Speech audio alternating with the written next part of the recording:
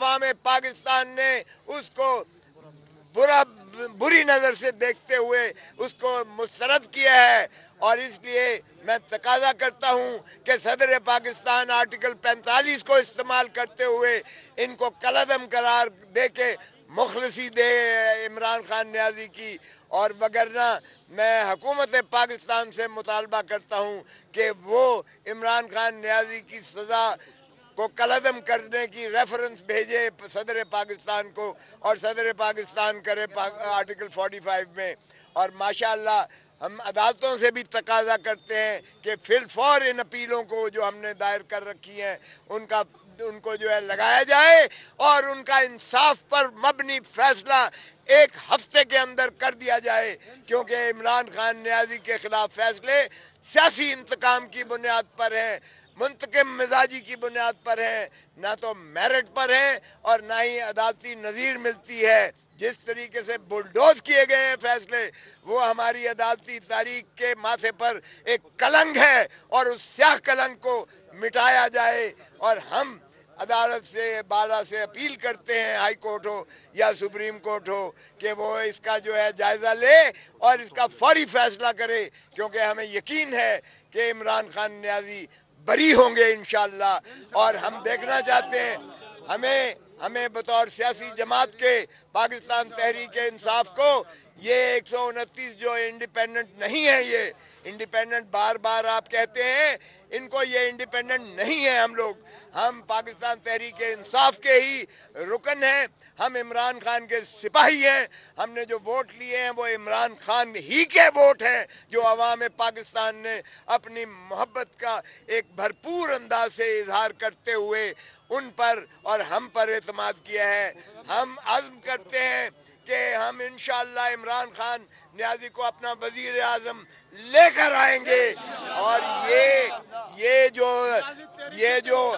جو ماشاءاللہ ذل سبحانی چوتھی مرتبہ تاج پوشی کے لیے تشریف لائے ہیں، اور یہ عنقریب لندن کی آپ کو واپسی کی ٹکٹ کٹواتے ہوئے نظر آئیں گے، اور یہ پکارتے جائیں گے کہ مجھے کیوں بلایا، مجھے کس نے بلایا.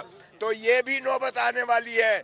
تو اس لیے میں سمجھتا ہوں کہ آئیے پاکستان تحریک انصاف کا جو آئین ہے اس کے مطابق ایک ٹروتھ اینڈ ریکنسیلیشن کمیشن بنائیں، جو اس چیز کا بھی احاطہ کرے کہ کیا 9 مئی کا واقعات جو تھے وہ آرکیسٹرڈ تھے، اور کیا وہ اسی لیے اس شاخسانے کو بنایا گیا کہ عمران خان نیازی کو ختم کیا جائے. لندن پلان کا وہ حصہ تھا جس میں ذل سبحانی نواز شریف صاحب نے یہ مانگا تھا کہ عمران خان کو ہٹاؤ وزارت عظمیٰ سے، اس کی حکومت کو گراؤ، اس کی پارٹی کو تتر بتر کرو، اور اس کو جو ہے الیکشن سے مانے کرو. لیکن یہ فیصلوں کے باوجود اڈیالہ جیل سے عمران خان کی طاقت آپ نے عوام کی شکل میں دیکھی ہے. عمران خان عوام پاکستان کی دل کی دھڑکن ہے. عمران خان کے بغیر کوئی نظام نہیں چل سکتا. یہاں کفر کی ریاست تو چل سکتی ہے، ظلم اور ناانصافی کی جو ریاستیں نہیں چلا کرتی ہیں. تو خدا را ریاست کو چلنے دیں. عوام ہم نے جو تقاضا کیا ہے اپنے آئین میں کہ وزیر اعظم کا الیکشن ڈائریکٹ براہ راست ہونا چاہیے، اور پارلیمان جو ہے وہ قانون سازی اور پالیسی سازی اور ملک کی خدمت اور عوام کے جذبات، خواہشات اور جو ہے امنگوں کی ترجمان بن کے وہ جو ہے لیجسلیچر کرے، لیجسلیشن کا کام کرے.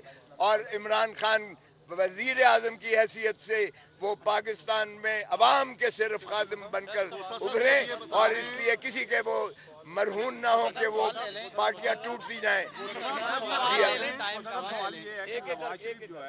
ابھی کچھ دیر بعد وہ قوم سے خطاب کرنے لگے ہیں، اور بطور ان کا یہ کہنا ہے کہ ایک بڑی پارٹی کے طور پر وہ سامنے آئے ہیں، تو بطور وزیر اعظم کے طور پر شاید ان کا خطاب ہوگا. یہ مذاق، اس سے بڑا بھونڈا مذاق نہیں ہو سکتا، کیونکہ وہ 18,000 ووٹوں سے ہارنے والا بعد میں 50,000 ووٹوں سے جتا دیا جاتا ہے. تو یہ مذاق نہ قوم देखेगी ना कौम बर्दाश्त करेगी। इसलिए उनकी पहले रात को प्रेस कॉन्फ्रेंस थी, वो रात की प्रेस कॉन्फ्रेंस भी हवा हो गई। अब आप देख लीजिएगा ये भी झूठ का मलबा होगा। नहीं आ रहा है, क्या वजह है? पंजाब की बनती है तो क्या नून लीग के साथ इत्तेहाद करेंगे, किस पार्टी के साथ इत्तेहाद करेंगे, क्योंकि आपको तो आजाद उम्मीदवार कहा जा रहा है? ये बिल्कुल गलत है। मैंने अर्ज किया हम आज़ाद उम्मीदवार नहीं हैं, हम पीटीआई के उम्मीदवार हैं, पाकिस्तान तहरीक इंसाफ के उम्मीदवार हैं। और हम ये इत्तेहाद किसके साथ करेंगे, किस पार्टी के साथ इत्तेहाद? जो पार्टी अगर हमारे से कोई मुतसवर करती है, अव्वल तो हम सिंगल लार्जेस्ट पार्टी हैं और हम 170 पे पहुंचेंगे, क्योंकि 200 सुन लें 230 हमारे जो खसूसी नशिस्तें हैं उसका हिस्सा मिलाकर हम 170 पे पहुंचेंगे। हम मरकज में भी बगैर किसी इत्तेहाद के हुकूमत बनाएंगे, पंजाब में भी बनाएंगे और खैबर पख्तूनख्वा में भी बनाएंगे। तो इसलिए कोई इबहम नहीं होना चाहिए।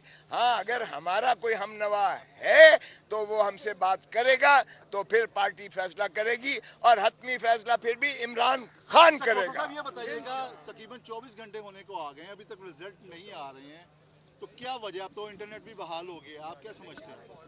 देखें, यही तो उनकी बेईमानी थी। मेरा नतीजा जो मैं 40,000 वोटों से जीता हूँ, मेरा नतीजा भी आज सुबह अनाउंस किया है। उसको भी उन मशकूक लोगों में रखा हुआ था कि जो ना झुकता है ना बिकता है ना वो जो है यू टर्न लेता है। सो मैं उन बागी लोगों में से हूँ जो उनकी उस रेड लाइन के उस तरफ है। मेरा नतीजा भी सुबह निकला है, जब कि सारी मैंने पार्टी वहाँ जाके बिठा दी और मेरे वकला ने वहाँ जाके उन्होंने अपना इस्तेकाक जितलाया और फिर मेरा आया।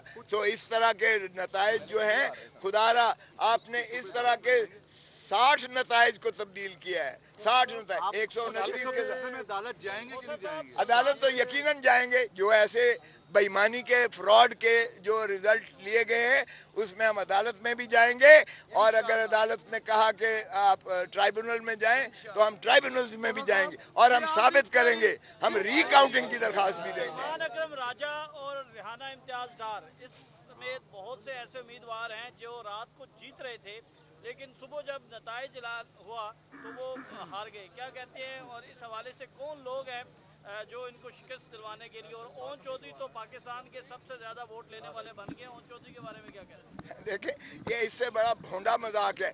ये लाहौर की नशिस्त है, आप सबके सामने है।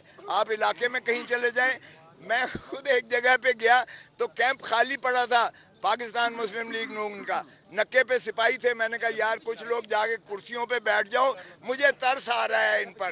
तो आपने कैंपेन में ही देखा कि इनका नाम लेवा कोई नहीं था, सिवाय बैनर्स के जो सरकारी लोग लगा रहे थे, इनका नाम लेने वाला अवाम में कोई नहीं था।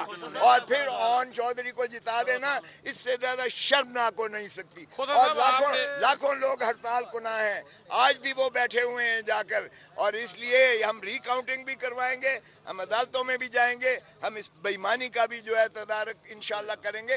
बाकी इनके जरा देखें। खुदा साहब, आपको निगरान हुकूमत में बहुत सारी मुसीबतें झेलनी पड़ी, पर्चे हुए, आपके बेटे के ऊपर पर्चे हुए, गिरफ्तारियां हुई, आप जीत गए, अल्लाह ने आपको इज्जत दी है। मुखालफों को क्या पैगाम देना चाहते हैं? मैं मुखालफों को कहूँगा, खुदारा मुझे जो है देखें, मेरे ख्वाजा साद रफीक का फ़ोन आया, मैंने उसको फ़ोन पर, उसने मुझे मुबारक दी, मैंने भी उसे कहा कि आइए खुदारा, हम जो है एक ट्रूथ एंड रिकन्सिलिएशन कमीशन बनाकर और हम ये आपस में फैसले करें कि सियासतदान अपनी दाढ़ी किसी और के हाथ में न दें। सियासतदान अपने मामलात अवाम की ख्वाहिशात और उमंगों के मुताबिक आइन के अंदर रहकर आपस में एक दूसरे से मिल बैठकर और मामलात ममलिकत और रियासत को चलाएं। ये किसी और बैरूनी ताकत को मदऊ न करें। आइन में जो इदारे और जो मुलाजिम वो अवाम के मुलाजिम हैं, अवाम के टैक्सों से तनख्वाह लेकर उनके मुलाजिम हैं, उनके हुक्मरान बनने की ज़रूरत नहीं है। और ये उसी वक्त होता है जब बदकिस्मती से कुछ सियासतदान अपनी ज़ाती मनफियत के लिए पावर पॉलिटिक्स करते हुए किसी और की बिसाखियों पर चढ़ के इक़्तिदार में आना चाहते हैं और लाडला बनना चाहते हैं। तो लाडलापन का ख़त्म होना चाहिए اور ہم سیاستدان مل کر اس مملکت کو آگے چلائیں. پاکستان